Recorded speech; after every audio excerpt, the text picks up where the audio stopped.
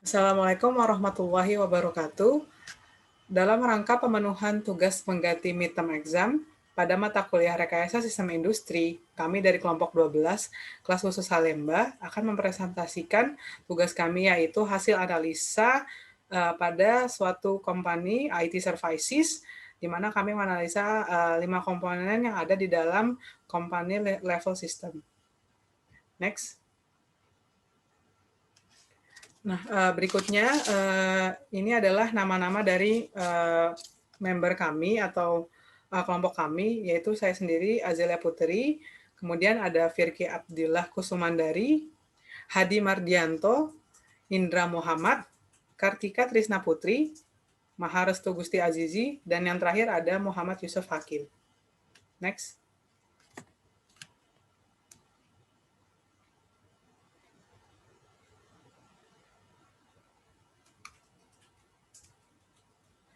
Nah, yang selanjutnya ini kita akan berkenalan terlebih dahulu apa saja komponen-komponen yang termasuk dalam keamanan level system.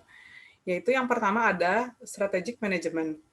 Kemudian ada NPD process ataupun new product development process. Yang ketiga adalah customer development. Kemudian yang keempat supply chain management dan yang terakhir adalah supplier development. Next. Untuk perusahaan yang kami ambil pada studi kasus analisa kali ini adalah Google Fiber. Google Fiber ini merupakan penyedia layanan internet dan TV kabel yang berada di Amerika, seperti layaknya IndiHome yang ada di Indonesia, dan mulai beroperasi pada tahun 2010. Kemudian pada tahun 2015, Google Fiber berubah dari anak usaha Google menjadi anak usaha dari perusahaan Alphabet, sebagai bagian dari restrukturisasi Google. Sampai sekarang, Google Fiber telah melayani di 18 kota di Amerika dengan layanan internet kabel sebesar 1 GB per second dan TV kabel juga. Google Fiber juga menyediakan layanan internet yang wireless pada bangunan padat penghuni seperti apartemen dan kantor yang disebut Google Fiber Web Pass di 7 kota di Amerika. Next.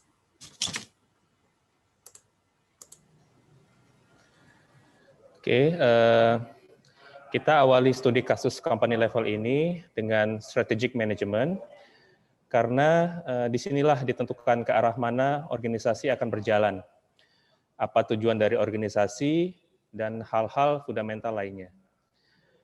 Strategic management didefinisikan sebagai suatu rangkaian atau rangkaian kegiatan dalam memformulasikan, menerapkan, dan mengevaluasi keputusan-keputusan antar fungsi yang dapat mendukung organisasi agar dapat mencapai tujuannya.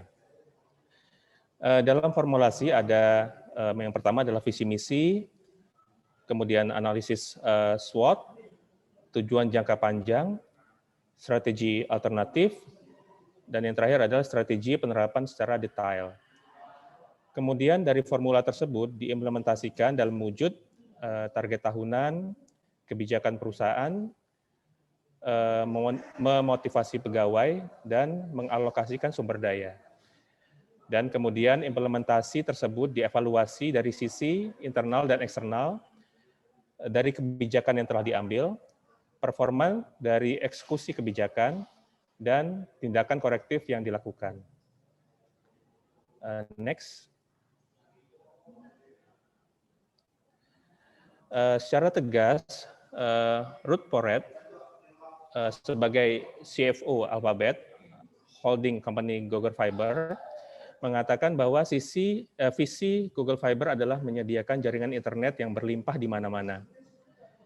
Visi tersebut kemudian dituangkan ke dalam misi yang mana Google Fiber ingin membantu komunitas dari yang besar, kecil, urban atau perkotaan, pedesaan, atau dimanapun, agar mendapatkan akses internet yang cepat, handal, harga yang wajar, dan terbuka. Oke, next. Google Fiber sebagai subsidiary tentunya memiliki core value yang sama dengan holdingnya. Terdapat 10 core value yang dijadikan prinsip dan nilai utama perusahaan, yakni yang pertama selalu fokus, lebih baik menjadi spesialis dalam satu bidang, cepat lebih baik daripada lambat, selalu berdemokrasi. Google selalu percaya bahwa mobilitas yang tinggi di era modern, produktivitas. Tidak perlu melakukan praktek-praktek buruk untuk menghasilkan keuntungan, selalu haus akan informasi, kebutuhan akan informasi tidak terhalang oleh batas, lalu budaya Google yang beranggapan bahwa kreativitas dan ide dapat datang dari mana saja, tidak harus dalam keadaan formal. Dan yang terakhir adalah tidak cukup hanya menjadi baik atau bagus, harus lebih dari itu. Oke, next. Kebijakan-kebijakan Google Fiber yang sudah dijelaskan dalam slide sebelumnya, kemudian dituangkan dalam strategi implementasi yang menurut Reed dalam papernya, yaitu yang pertama adalah menerapkan agregasi demand untuk meningkatkan penetrasi pasar. Selanjutnya adalah bekerja sama dengan pemerintah setempat untuk mempermudah perizinan. Yang ketiga, merampingkan rantai supply dan melakukan inovasi untuk mengurangi capex instalasi jaringan kabel. Dari keempat strategi tersebut, dapat kita lihat bahwa dimulai dari tahun 2010, di mana Google mulai melakukan tes pada produk mereka, dan dilanjutkan hingga tahun 2012, yang secara resmi Google Fiber meluncurkan layanan internet dan TV kabel mereka. Pada tahun 2015, bisa kita lihat, untuk merespon perkembangan teknologi wireless yang mulai dapat mengimbangi teknologi wireline, Google turut mengeksplorasi teknologi wireless sebagai alternatif strategi mereka. Sehingga pada tahun 2016, Google Fiber mengakuisisi Webpass, perusahaan besutan Charles Barr, untuk menjadi divisi wireless Google Fiber. Sehingga pada tahun 2020 berjalan, Google Fiber telah tersedia di 18 kota dan Google Fiber Webpass tersedia di 9 kota. Target selanjutnya bagi Google Fiber adalah menyiapkan produk layanan baru, yaitu layanan internet 2 GB per second. Dari beberapa penulis menyimpulkan bahwa tujuan Google adalah untuk menantang penyedia layanan internet yang sudah lama menikmati duopoli maupun monopoli pada pasar layanan internet kabel di Amerika. Tidak adanya kompetisi sebelum Google ikut masuk dalam bisnis layanan internet, membuat penyedia layanan internet yang sudah established atau perusahaan incumbent enggan untuk melakukan inovasi dan membuat layanan internet kabel Amerika tertinggal dari negara berkembang. Next. Tahap selanjutnya adalah tahap proses NPD atau New Product Development yang bertujuan untuk mendesain suatu produk sebelum merilis produk tersebut ke pasaran. Model NPD menurut Paul Trout ada Department Stage Model, Activity Stage Model, Cross-Functional Model, Efficiency Stage Model, Conversion Process Model, Response Model, dan Network Model. Next. Berikutnya, kami akan menjelaskan bagaimana Google mengembangkan produk mereka. Misi dari Google Fiber ini jelas, yaitu untuk menyediakan internet yang cepat, dapat diandalkan, harga yang masuk akal, dan terbuka. Saat mereka membuat Google Fiber, pasar internet di Amerika dikuasai oleh Time Warner dan AT&T. Google membuat suatu produk yang dapat lebih cepat dari mereka dan harga yang lebih murah, dan tidak ada kontrak yang mengikat saat akan melakukan. Dapat terlihat dari slide yang kami tampilkan. Di situ terlihat Google dapat menyediakan internet secepat 1 GB per second. Itu jauh lebih cepat dari dua kompetitornya. Dan harga yang lebih murah. Dan dapat dilihat pada dua pesaingnya, mereka ada semacam kontrak, sedangkan tidak ada itu pada Google Fiber. Selain itu, pada akhirnya, kecepatan Google Fiber itu sendiri, yaitu 1 GB per second, akan menjadi suatu benchmark atau standar pada internet di Amerika. Next. Pada saat mereka meluncurkan Google Fiber pada kota Kansas, respon dari pasar adalah sangat baik, yaitu pada survei mereka yang dilakukan 75% dari kawasan yang keadaan ekonominya menengah ke atas menggunakan Google Fiber, dan 30% dari perumahan di Kansas City yang merupakan kawasan ekonomi ke bawah juga menggunakan Google Fiber. Lalu, Wall Street Journal melakukan survei pada 2014 dan hasilnya adalah 42% dari kalangan menengah ke atas menggunakan Google Fiber dan 10% dari kelas bawah menggunakan Google Fiber. Pada saat ini, Google Fiber telah mengembangkan internet sampai dengan kecepatan 2 GB per second dengan biaya $100 per bulan untuk kawasan perkantoran. Dan mereka menyasar untuk kita yang WFH atau bekerja dari rumah karena yang disebabkan oleh pandemi COVID-19 ini. Next. Di sini dapat terlihat proses dari pengembangan si Google Fiber itu sendiri. Pada awalnya mereka merencanakan dan mengembangkan konsep desain dari Google Fiber itu sendiri dengan meng-empathize dan mendesain service berdasarkan customer mereka. Lalu pada tahun 2010 sampai tahun 2012, mereka melakukan sistem level design, detail design iteration, dan mengetes dari Google Fiber mereka itu sendiri, yaitu di kota Kansas yang tadi telah kami bahas sebelumnya. Lalu setelah itu semua dilakukan, maka pada 2012 lah pada akhirnya Google Fiber tersebut dirilis pada pasaran di Amerika Serikat tersebut. Next.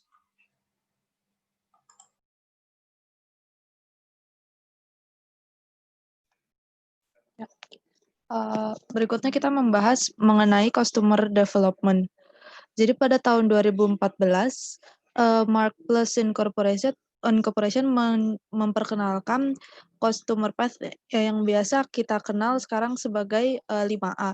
Jadi sebelumnya kita mengenal konsep ini dengan sebutan 4A yang dulu diperkenalkan oleh Derek Rucker. Namun seiring dengan berjalannya waktu, terjadi pertumbuhan dan perkembangan industri sampai sekarang ini, terutama setelah kita mengenal konsep industri 4.0, akhirnya sekarang berkembang menjadi 5A. Di sini attitude yang ada di konsep 4A sebelumnya dibagi menjadi appeal dan ask. Karena pada akhirnya keputusan customer untuk membeli sendiri bukan hanya karena attitude saja atau bukan karena hanya ada dari pihak customer atau pelanggannya saja, namun juga dipengaruhi oleh customer, apakah customer melihat goods atau produk tersebut sebagai appealing atau tidak. Dan juga mereka mencari informasi dengan bertanya atau asking tentang barang-barang atau produk tersebut. Kemudian di konsep 5A yang kita kenal sekarang, di sini terdiri dari aware, yaitu di mana orang-orang sudah mulai aware atau mengetahui gitu mengenai keberadaan brand atau produk tersebut. Kemudian appeal dan ask seperti yang tadi sudah dijelaskan sebelumnya. Kemudian yang act, di mana pelanggan mulai membeli produk atau layanan dari brand tersebut. Dan yang terakhir itu advocate, di mana pelanggan mulai setia membeli kembali kepada penjual yang sama dan mulai merekomendasikan produk tersebut kepada orang lain. Next. Nah, kemudian bagaimana dengan customer path di Google Fiber ini sendiri? Di sini customer path yang memungkinkan menurut kami adalah funnel type. Di sini ciri behavior dalam funnel type sendiri biasanya berupa purchasing yang terencana dan customer mempercayai pengalaman nyata yang mereka alami. Dalam hal industrinya sendiri, ciri-cirinya funnel type ini adalah brand atau perusahaan yang bersaing biasanya dapat dengan mudah dibandingkan dan biasanya juga berdasarkan pengalaman dari customer-nya. Kenapa di kasus Google Fiber ini funnel type? Karena dalam memilih purchase plan untuk internet service provider, terutama yang berbasis fiber optik seperti Google Fiber ini yang cenderung merupakan teknologi yang baru gitu jika dibandingkan dengan internet berbasis kabel seperti yang sebelumnya. customer tentu saja akan cenderung sangat berhati-hati untuk memilih gitu. Karena biasanya dari provider internet juga mengenakan penalti yang harus dibayar oleh customer jika mereka memutuskan untuk tidak lagi berlangganan sebelum masa kontraknya itu berakhir. Jadi biasanya orang akan akan lebih berhati-hati dalam melakukan pemilihan atau mereka menganalisa terlebih dahulu apakah purchase plan-nya ini sesuai dengan kebutuhan mereka atau tidak. Dan jika dilihat dari persaingannya sendiri antar provider internet tersebut, kompetitor dapat dibandingkan dengan mudah dalam hal harga, kecepatan, dan juga ketersediaan channel yang ditawarkan. Next. Nah, bagaimana dengan strategi pemasaran yang digunakan oleh Google Fiber ini? Nah, jadi Google Fiber ini menggunakan banyak cara gitu yang cukup aktif karena di sini juga bisa dilihat kalau pengalaman dari customer juga sangat berpengaruh. Jadi di sini Google Fiber menggunakan platform sosial media, bahkan sampai truk es krim dan juga peliputan media. Di sini Google Fiber juga membuka gerai-gerai pada acara promosi lokal yang biasa mereka sebut sebagai Google Fiber Space, yaitu bentuknya berupa store. Kalau di Indonesia mungkin bisa dianalogikan seperti Grapari gitu. Di sini Google Fiber melakukan hal tersebut karena mereka juga tahu bahwa customer memiliki keingintahuan yang cukup tinggi untuk bertanya, yaitu melakukan ask seperti yang telah dijelaskan sebelumnya tadi gitu. Next.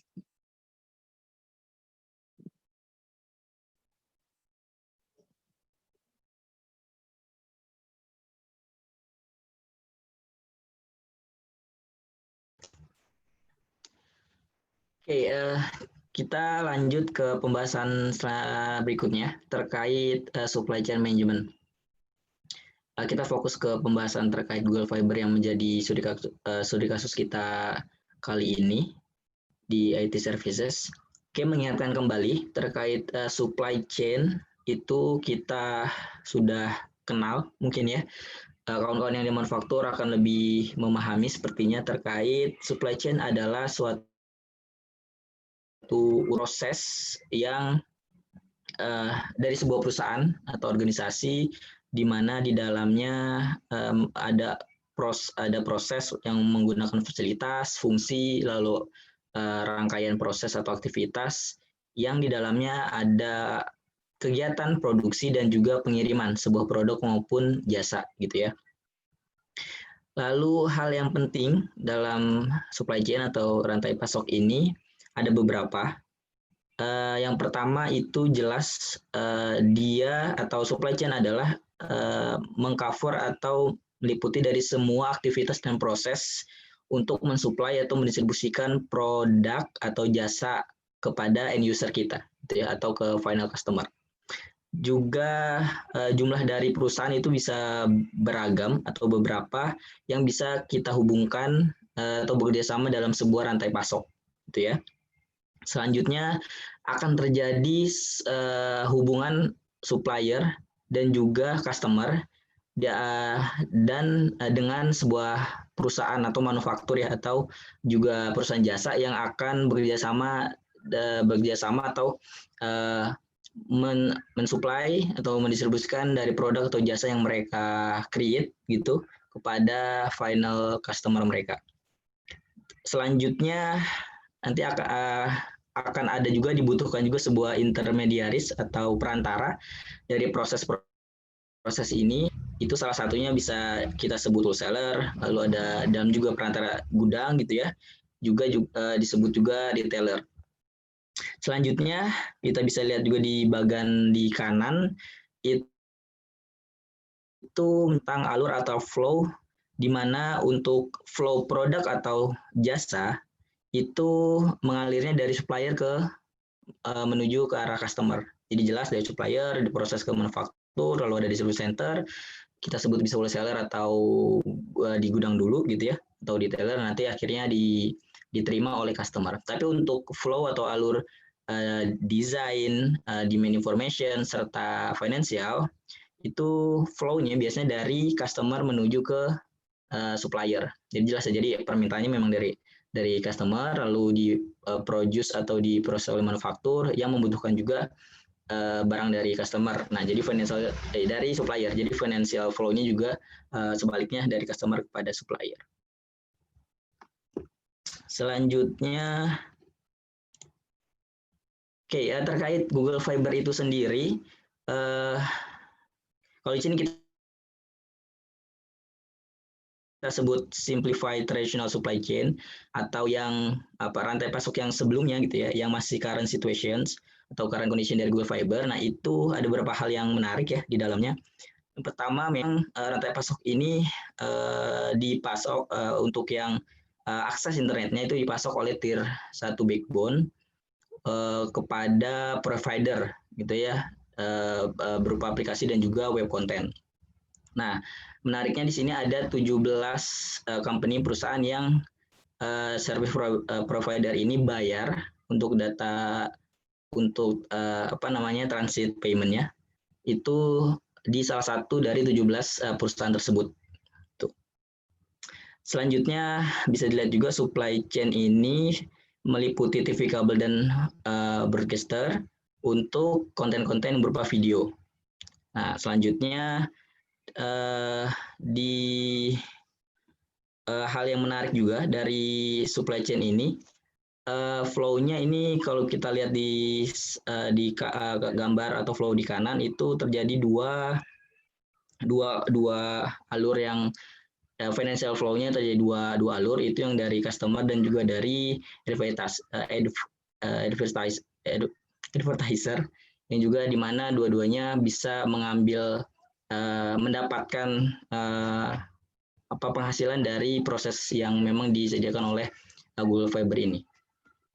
Selanjutnya lewat. Oke. Selanjutnya, nah ini yang supply chain yang baru, hasil dari improvement yang dilakukan oleh kawan-kawan dari Google Fiber. Nah, yang di sini jelas terlihat Google Fiber menghilangkan ada dua komponen ya, atau dua pihak.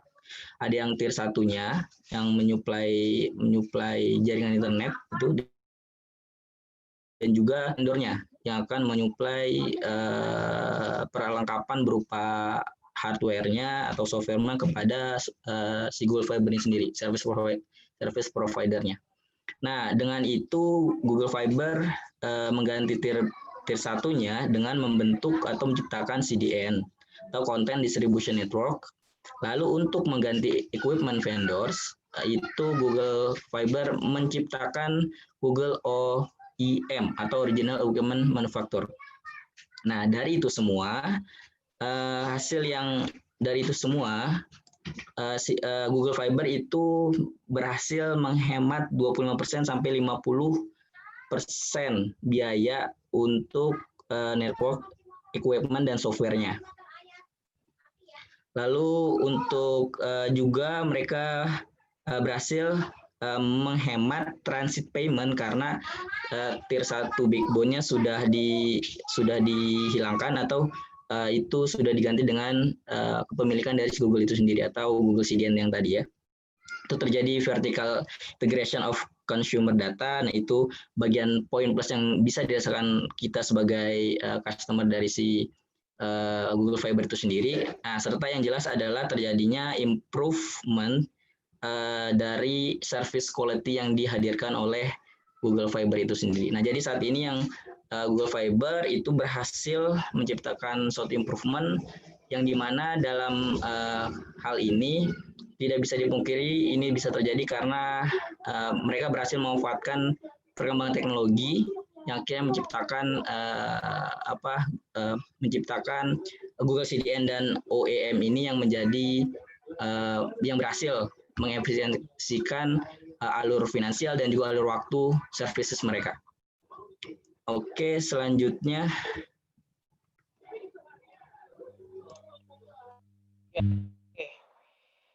Jadi hal yang terpenting selanjutnya adalah supplier development ya. Jadi setelah tadi menyusun strategi pada supply chain management ya, jadi selanjutnya kita akan memilih siapa pemasok atau supplier yang menyediakan bahan pendukung ya untuk kegiatan produksi maupun layanan perusahaan. Ya.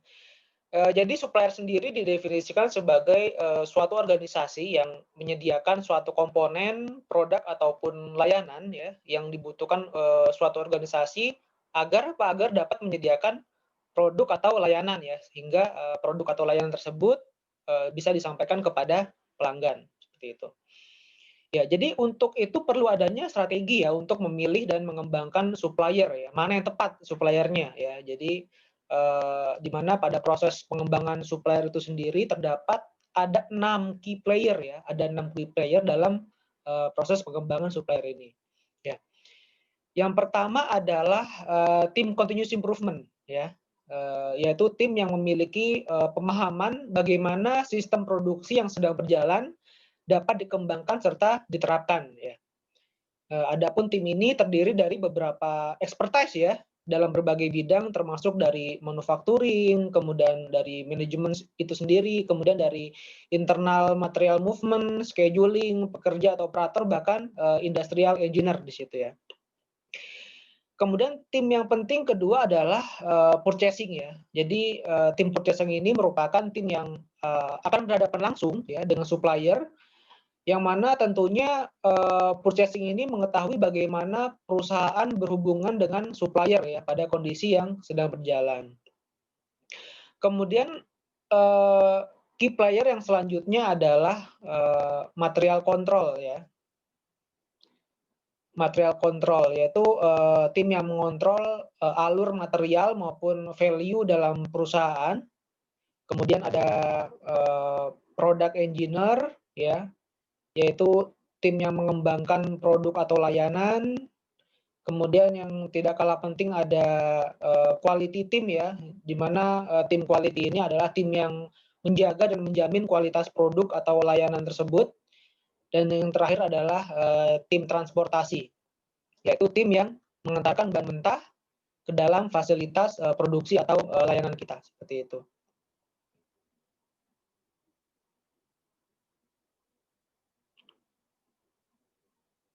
Oke, kemudian slide selanjutnya bisa back.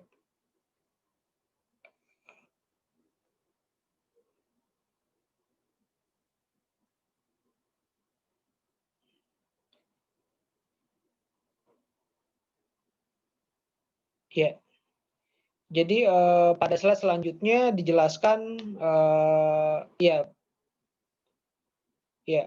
slide sebelumnya.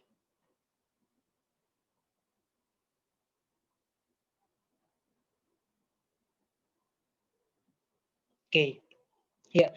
Jadi tidak seperti manufaktur ya. Jadi industri layanan internet yang mana ini adalah Google Fiber ini memiliki supplier yang cukup unik ya.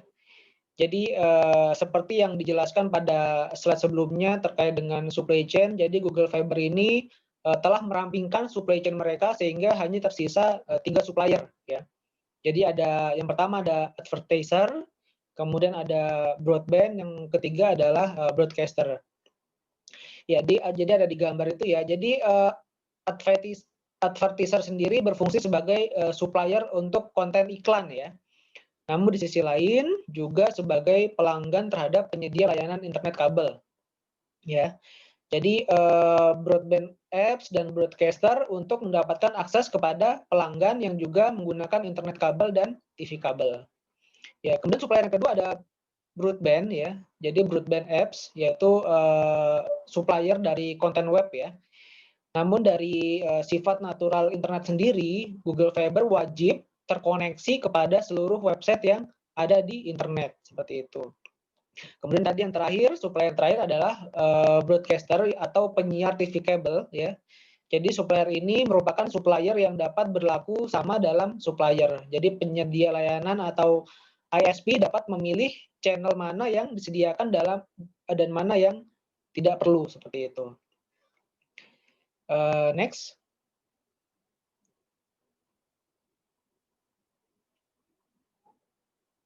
Oke. Ya ini jadi contoh ya. Jadi video konten itu secara awam disebut TV kabel ya. Jadi sebagaimana sekarang ini ya, jadi Google Fiber telah menyajikan lebih dari 150 channel TV kabel ya. Jadi lebih dari 150 channel TV kabel. Yang mana tentunya channel TV kabel ini di atas rata-rata dari penyedia layanan TV kabel yang lainnya ya. Jadi yang lainnya hanya memiliki 20 channel pada layanan standar dan 70 channel pada layanan yang lebih premium. Ya, jadi Google Fiber sendiri berkolaborasi dengan supplier dari high definition, kemudian standard definition maupun premium channel ya. Seperti di sini ada gambar ya, ada HBO, kemudian ada Cinemax, ada Showtime, ada Stars, dan ada juga sport channel bagi yang suka olahraga ya. Jadi untuk menyuplai konten video kepada Google Fiber ya, juga termasuk juga tentunya penyiar-penyiar lokal ya. Yang mana ini menunjukkan bahwasanya Google dalam menyajikan berbagai macam variasi pilihan channel ya. Jadi mereka menyediakan berbagai pilihan channel kepada pelanggan ya. Seperti itu. Next.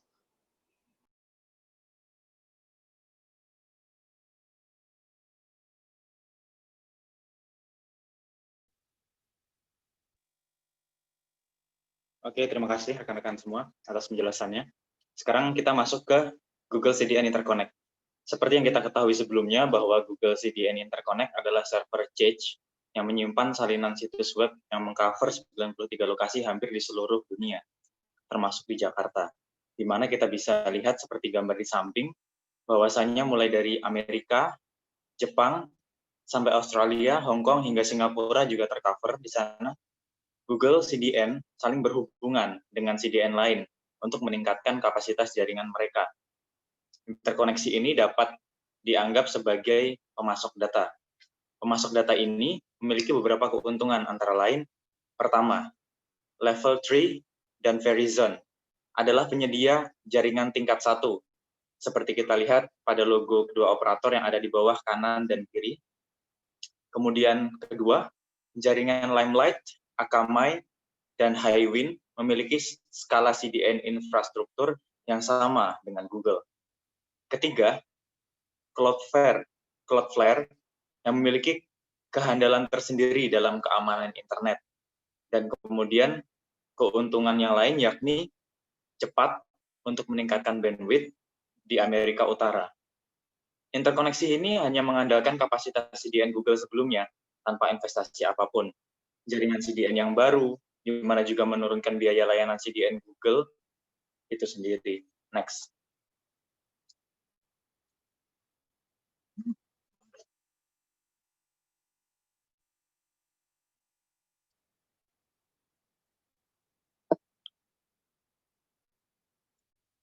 Baik, terima kasih sebelumnya telah dijelaskan oleh rekan-rekan semua. Setelah kita memahami semua tahapan dan bagian pada company level ini, mulai dari penentuan strategic management and ready processes, customer development, the supply chain management, sampai dengan supplier development. Sekarang kita bahas mengenai final conclusion dari materi kali ini. Kesimpulan pertama yang kita dapat dari kasus ini adalah Google memulai bisnis mereka dalam Google Fiber dengan visi, misi, dan tujuan yang cukup tegas, sehingga mereka memiliki target yang jelas untuk dicapai. Kedua, mereka juga memulai mendesain produk mereka dari merasakan atau mengempathize pelanggan layanan internet kabel dari Amerika, potret bentuknya penyedia layanan internet. Kemudian mereka mengembangkan produk dari konsep hingga publikasi secara komersil dengan proses general stage product development.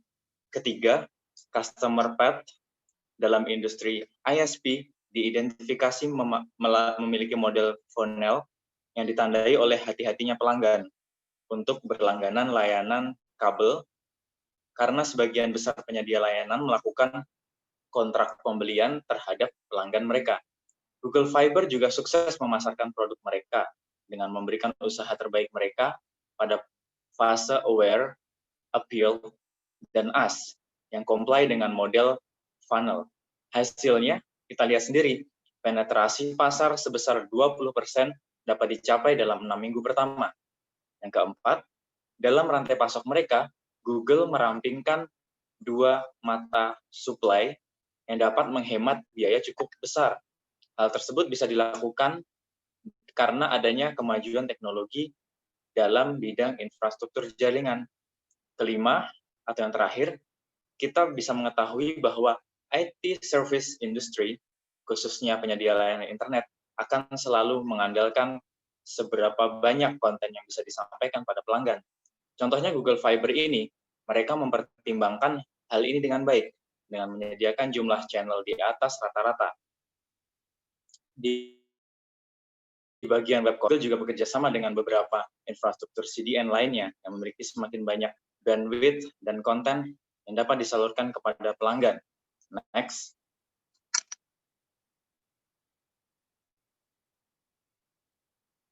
Kemudian, dalam penelitian kali ini, kami memiliki 8 slide mengenai reference yang ada. 8 slide tersebut, diantaranya kami mengambil baik dari open source web, jurnal, sampai dengan buku panduan dari Ibu Amalia tersendiri. Kemudian di slide pertama dalam reference kali ini, ada 4 jurnal yang diakses secara bersamaan atau open source, yaitu pada tanggal 29 Oktober. Next. Di reference kedua, kita juga memiliki beberapa panduan, di antaranya ada 5 open source web juga yang kita akses pada hari yang bersamaan. Next. Di reference ketiga, kita juga mengakses beberapa artikel yang berkaitan dengan company level, marketing, strategi, dan juga customer path, yang juga di mana akan mendukung pada proses penelitian kami. Next. Reference keempat juga ada 5 poin, di mana kita juga menganalisa dengan beberapa sumber dari Describe Google Fiber Marketing Strategy, kemudian ada Answering Your Question about Google Fiber, dan sampai pada ada What is a Fiber Space dari Google Fiber Opening Storefront. Next. Di referensi kelima, kita juga ada 5 poin, di antaranya juga open source, diakses pada hari yang bersamaan. Next. Reference ke-6 juga ada 5 poin. Di antaranya kita bisa lihat di situ beberapa sumber, ada yang anonim juga, tapi kebanyakan kita juga ada kutipan dari pemilik jurnalnya, di situ ada namanya juga. Next. Di reference ke-7 kita ada 3 poin, 2 anonim, dan 1 ada writer-nya dengan 2 orang penulis. Next. Final reference kali ini ada 4 poin, di mana semuanya ada note dari penulisnya. Next. Terima kasih atas perhatiannya. Terima kasih juga atas kerjasama dari rekan-rekan, Ibu Amalia, yang telah mempercayakan kami untuk mengerjakan midterm kali ini dengan tema IT Services Industry.